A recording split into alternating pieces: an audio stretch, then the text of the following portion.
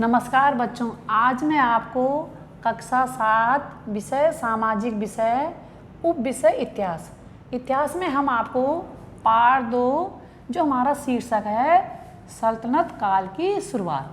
अभी जो सल्तनत काल है ये तुर्क शासक में इसे सल्तनत कहते थे, लेकिन इस समय वर्तमान में सल्तनत को प्रांत या राज्य कहते हैं। काल यानी कि प्रारंभ और इसकी शुरुआत, काल यानी कि समय और शुरुआत यानी इसका प्रारंभ कैसे हुआ। तो सल्तनत काल को सुल्तनत काल भी कहते हैं। तो इसमें जो थे, जब तराइन का द्वितीय युद्ध हुआ था 1192 ईस्वी में, तो उस समय जो पृथ्वीराज चौहान थे वो हार गए थे। उनकी पराजय के बाद कुतुबुद्दीन ऐबक जो थे तुर्क शासक थे, और जितने भी तुर्क शासक हुए इसके बाद तुर्क शासक हुए तराइन के द्वितीय युद्ध के बाद। और ये जो तुर्क शासक थे कैसे रहे, कैसे इन्होंने खान पान रहन सहन उठना बैठना अपने जीवन काल में इन्होंने क्या क्या तरीके अपनाए, कैसे इनके शासन पद्धति थी, उसके बारे में हम पढ़ेंगे।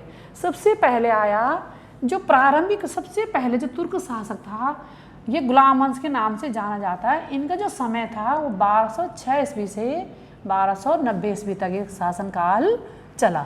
सबसे पहला जो तुर्क शासक था वो था कुतुबुद्दीन ऐबक। जो कुतुबुद्दीन ऐबक थे इनका शासनकाल 1206 ईस्वी से 1210 ईस्वी तक चला। जो कुतुबुद्दीन थे इनको दिल्ली के सिंहासन पर सबसे पहले बैठे। ये प्रथम तुर्क शासक थे। इनको दानप्रिय शासक कहा जाता है। दानप्रिय यानी कि ये लाखों का वर्ष में दान करते थे। इसे जो दान प्रिय था उनका नाम लाख बख्श के नाम से भी इन्हें जाना जाता है। लाख बख्श यानी कि लाखों का दान करने वाले। इन्होंने कई भवनों का निर्माण कराया, जैसे दिल्ली में कुतुब मीनार बनाए इन्होंने। और जो कुतुब मीनार है उसकी नींव रखी इल्तुतमिश ने। इसकी नींव रखी कुतुबुद्दीन ऐबक ने, और इसको पूरा किया इल्तुतमिश ने। यानी कि आपको ये मैं बता रही हूँ कि जो दिल्ली में जो कुतुब मीनार है इसकी नींव रखी कुतुबुद्दीन ऐबक ने और इसको पूर्ण किया इल्तुतमिश ने। इन्होंने अढ़ाई दिन का झोपड़ा और कुतुब-ए-इस्लाम ये एक मस्जिद है, इसका भी इन्होंने निर्माण किया है। इन्होंने अपने जो शासन था वो बहुत सुदृढ़ किया, लेकिन ये ज़्यादा समय तक राजा नहीं बन पाए और कुछ ही समय बाद 1210 ईस्वी में इनकी मृत्यु हो गई। अब जब कुछ समय बाद इनकी मृत्यु हो गई, तो जब 1210 ईस्वी में कुतुबुद्दीन की मृत्यु हो गई, तो उसके बाद जो उनका पुत्र था इल्तुतमिश वो गद्दी पर बैठा। इल्तुतमिश का जो राज्य समय था, शासन का समय था, वो था 1210 से 1236 ईस्वी। जो इल्तुतमिश थे इनको प्राथमिक वास्तविक संस्थापक भी कहा जाता है।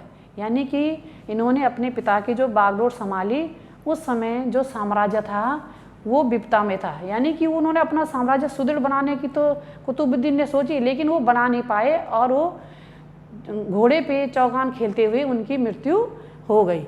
जो इल्तुतमिश से उनको प्रांतीय केंद्रीय शासन में उन्हें बड़ी समस्याओं का सामना करना पड़ा। जब उन्होंने समस्याओं का सामना करना पड़ा तो उन्होंने 40 गुलामों का एक दल बनाया, जो कि जिसमें 40 लोग थे, और उन्होंने दल बनाया जिसको 40 गुलामों के नाम से जाना जाता है।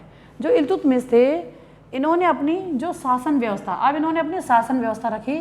जो इनकी शासन व्यवस्था थी वो बहुत अच्छी थी। इन्होंने अपनी शासन व्यवस्था के लिए राजनीतिक, सामाजिक, धार्मिक, आर्थिक सभी का बहुत अच्छी तरह से जो अपना शासक था उसको अच्छी तरह से पूर्ण किया।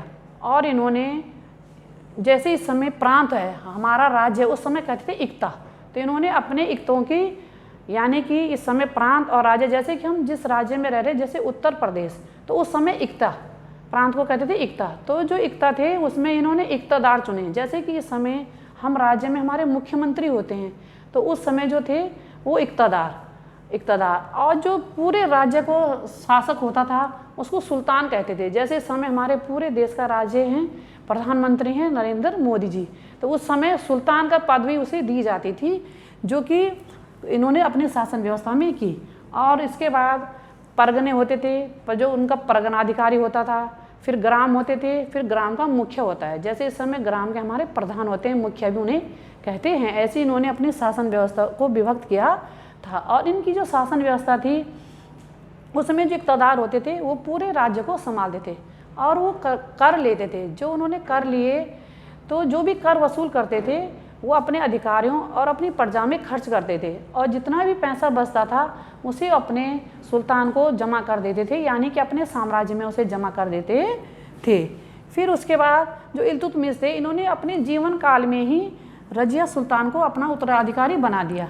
इनकी पुत्री थी रजिया सुल्तान, इन्होंने अपना उत्तराधिकारी उसे अपने जीवन काल में ही बना दिया। तो जब इनकी मृत्यु हुई तो उसके बाद रजिया सुल्तान प्रथम मुस्लिम महिला शासिका ये शासिका बनना चाहती थी, लेकिन जो उलेमा और सरदार थे ये इनको शासिका के रूप में नहीं देखना चाहते थे। इन्होंने रुकुद्दीन, इनके पुत्र थे रुकुद्दीन, उनको पहले राजगद्दी पर बिठाया। लेकिन ये जो रुकनुद्दीन जो थे फिरोज, वो अयोग्य शासक थे, ये ज़्यादा चल नहीं पाए। और जो उलेमा और सरदार थे इन्होंने अपने षड्यंत्र यानी कि अपनी चालाकी से जो रजिया सुल्तान थी उसको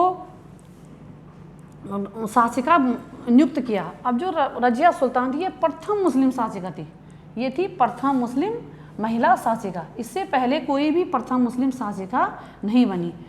1236 ईस्वी से 1240 ईस्वी तक इसने शासन किया। ये जो रजिया थी इन्होंने अपनी वेशभूषा, स्त्रियों की वेशभूषा त्याग कर इन्होंने अपने प्रजा में जब ये बैठती थी तो ये प्रथा नहीं करती थी। पर्दा हटा के ये अपने प्रजा में बैठती थी, अपने मंत्रियों का चयन खुद करती थी और अपने मंत्रियों को ये वेतन भत्ते सब अपने आप देती थी और अपने स्वतंत्र राज्य इसने पूर्ण किया। उसके बाद जब रजिया सुल्तान 8 साल और 4 माह तक ही गद्दी पर बैठी रही, उसके बाद इन्होंने षड्यंत्र करके इसे गद्दी से हटा दिया। और उसके बाद जो इल्तुतमिश के जो पुत्र थे नसरुद्दीन मोहम्मद, वो राजगद्दी पर बैठे। ये जो नसरुद्दीन मोहम्मद थे ये 1246 ईस्वी से 1265 ईस्वी तक एक राजगद्दी पर बैठे। ये भी अयोग्य शासक नहीं थे। उस समय जो इल्तुतमिश से उन्होंने अपनी शासन व्यवस्था के लिए जो 40 गुलामों का दल बनाया था वो बहुत ही मजबूत हो गया था। जब इनका शासन आया नसरुद्दीन मोहम्मद का, तो उस समय जो इन्होंने 40 दल का गुलाम बनाया था वो बहुत ही मजबूत हो गया। अब इनके सामने ये बड़ी चेतावनी आ गई कि अब इनको कैसे रोका जाए। 40 गुलामों का जो दल था वो इनके पास आया। जो नसरुद्दीन मोहम्मद थे वो भी अयोग्य शासक हुए और वो ज़्यादा दिन तक टिक नहीं पाए। उसके बाद जो 40 गुलामों का दल था, इल्तुतमिश ने जो 40 गुलामों का दल बनाया था अपने शासन व्यवस्था के लिए, उसका जो सुल्तान था, जो मेन अधिकारी था वो था बलबन। जो बलबन थे वो बहुत ही शक्तिशाली थे, उत्कृष्ट शक्तिशाली थे, पराक्रमी थे और सुचारू रूप से अपने शासन व्यवस्था को चलाते थे।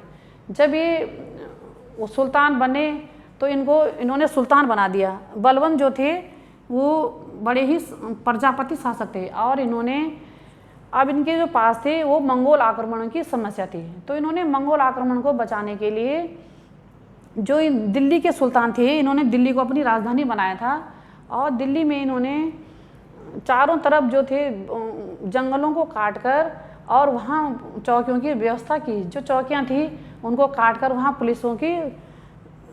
पुलिसों को भर्ती किया और अपनी प्रजा को बचाने के लिए इन्होंने कई किलों का निर्माण कराया। वो पुराने किले थे उनको तोड़ाया कि जो मंगोल हैं ये कहीं हमें आक्रमण न करे। मंगोल आक्रमण से बचने के लिए इन्होंने अच्छे अच्छे कार्य किए। जलाशयों की स्थापना की, विभिन्न प्रकार के जो अपने मंत्री होते थे उनको अच्छी सुविधा दी और जो अपनी प्रजा होती थी, प्रजा के लिए इन्होंने सुख सुविधा का और शांतिपूर्वक इनकी प्रजा चलती थी। इन्होंने सिजदा एवं बायोपोष 2 परंपराएं चलाई। जो सिजदा थी उसे कहते थे कि सुल्तान के सामने घुटने टेक कर सिर झुकाना, और जो बायोपोष है इसका मतलब था कि सुल्तान के पैरों को चूमना। इन्होंने 2 परंपराएं अपनाई थी। ये गंभीर मिजाज के इंसान थे और इन्होंने अपनी प्रजा में भी ये गंभीरतापूर्वक रहते थे, शांतिपूर्वक रहते थे। और जो इनकी अपनी ड्रेस होती थी उनको भी इन्होंने ड्रेस कोड बनाए और अपनी प्रजा में भी ये अपनी ड्रेस का इस्तेमाल करके वहाँ बैठते थे। ये जो बलबन थे ये बहुत ही शक्तिशाली थे और इन्होंने मंगोल आक्रमण, अभी जो मंगोल आक्रमण थे इनका सुल्तान था चंगेज खां, जिससे कि बलबन को भी भय था। अब इनको ये भय था कि कहीं ये मंगोल आक्रमणकारी हम पे लड़ाई या आक्रमण ना कर दें, तो बलबन ने मंगोल आक्रमण से बचने के लिए अपने किलों को, पुराने किलों को नए रूप में और नए किलों का भी निर्माण कराया। और जो मंगोल आक्रमणकारी थे इनका जो सुल्तान था वो था चंगेज खां, और इसके बाद जो था वो तुर्क शासन था वो समाप्त हो गया और खिलजी वंश की स्थापना हो गई। बच्चों, मैं अब आपको अभ्यास कार्य का कराएंगे जिसमें कि क्वेश्चन आंसर, रिक्त स्थान और मिलान होंगे।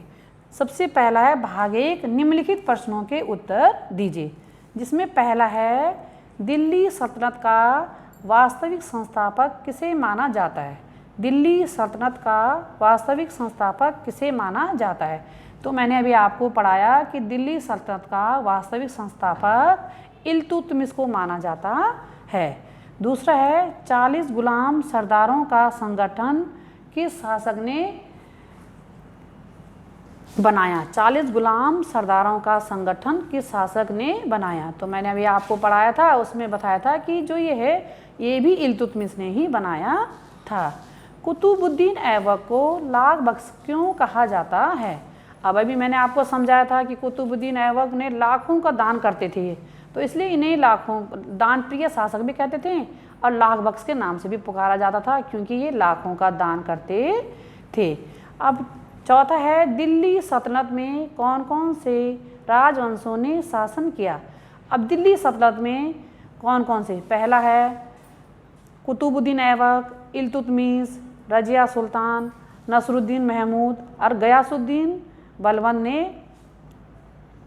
राजवंशों ने शासन किया।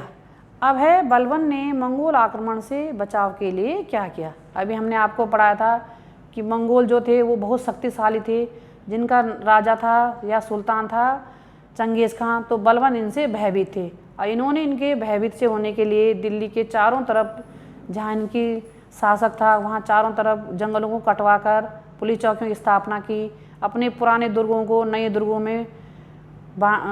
दुर्गों का निर्माण कराया और पुराने किलों की मरम्मत कराई। अब है दूसरा है सही मिलान कीजिए। पहला है अढ़ाई दिन का झोपड़ा, तो अढ़ाई दिन का जो झोपड़ा है वो आएगा कुतुबुद्दीन ऐबक, जो अढ़ाई दिन का झोपड़ा बनाया था। मैंने आपको समझाया था कि इन्होंने कुतुब मीनार, अढ़ाई दिन का झोपड़ा का निर्माण कराया था। टंका और जीतल, जो टंका और जीतल थे ये इल्तुतमिश ने बनाए थे। इल्तुतमिश ने चांदी का टंका और तांबे का जीतल बनाया था। चांदी का टंका और तांबे का जीतल, इन्होंने जो इस समय हमारे 5 के सिक्के, 10 के सिक्के, 2 का सिक्का, 1 का सिक्का होता है, उस समय उसको टंका कहते थे। तो इसलिए इन्होंने जो इल्तुतमिश थे इन्होंने जो टंके बनाए थे वो चांदी का टंका और तांबे का जीतल बनाए थे। तो ये यहाँ पे आएगा इल्तुतमिश। प्रथम मुस्लिम जो शासिका थी ये आपको पढ़ाया था कि हमारी जो सबसे पहली मुस्लिम शासिका थी वो थी रजिया सुल्तान। तो आपको यहाँ पे लिखना है रजिया सुल्तान। सिजदा और बायबोस, अभी बताया था सिजदा और बायबोस की जो व्यवस्था की थी, जो प्रारंभ किया था वो किया था बलबन ने। और ये भी हमने आपको बताया था कि सिजदा किसे कहते हैं और बायबोस किसे कहते हैं। अब तीसरा है रिक्त स्थानों की पूर्ति कीजिए। अब इसमें पहला है रिक्त स्थानों की पूर्ति कीजिए। इसमें पहला है अढ़ाई दिन का झोपड़ा डैश ने बनवाया था, यानी कि डैश यहाँ पे आपने रिक्त स्थान बनना है। तो अढ़ाई दिन का झोपड़ा अभी ऊपर सही मिलान में भी आया था और आपके यहाँ पे भी आ गया, तो आपको लिखना है कुतुबुद्दीन ऐबक। किसने बनाया था? कुतुबुद्दीन ऐबक ने अढ़ाई दिन का झोपड़ा बनाया था। दूसरा है कुतुब मीनार को किसने पूर्ण किया। ये हमने आपको समझाया था कि कुतुब मीनार को पूर्ण किया था इल्तुतमिश ने और इसकी नींव डाली थी कुतुबुद्दीन ऐबक ने। तो आपको लिखना है इसमें इल्तुतमिश ने इसको पूर्ण किया, और अगर आपके पास आएगा कि इसकी नींव किसने डाली थी तो आप लिखोगे कुतुबुद्दीन ऐबक। अब है प्रांत, अभी आपको बताया था प्रांत और राज्य इस समय कहते हैं, उस समय कहते थे इक्ता। तो इक्ता का प्रधान अधिकारी किसे कहते? तो हमने कहा था कि वो जो प्रधान अधिकारी होते वो इक्तादार होते थे। जो प्रधान अधिकारी होते थे वहाँ पे आएगा आपका इक्तादार। यानी कि प्रांत या इक्ता का प्रधान अधिकारी होता था, तो आपको लिखना है इसमें इक्तादार कहलाता था। फिर है 5वां, इल्तुतमिश ने डैश को अपना उत्तराधिकारी बनाया। तो इल्तुतमिश ने, मैंने आपको समझाया था कि इल्तुतमिश ने अपने जीवन काल में ही, अपने वो जब तक मरे नहीं से जीवन काल में ही उन्होंने अपने रजिया सुल्तान को अपना उत्तराधिकारी बनाया था। इल्तुतमिश ने रजिया सुल्तान को अपना उत्तराधिकारी बनाया था। बच्चों आज मैं आपको यहीं तक पढ़ाऊँगी और बाकी जो मैं वीडियो क्वेश्चन आंसर और जो आपकी PDF पे भेज देंगे।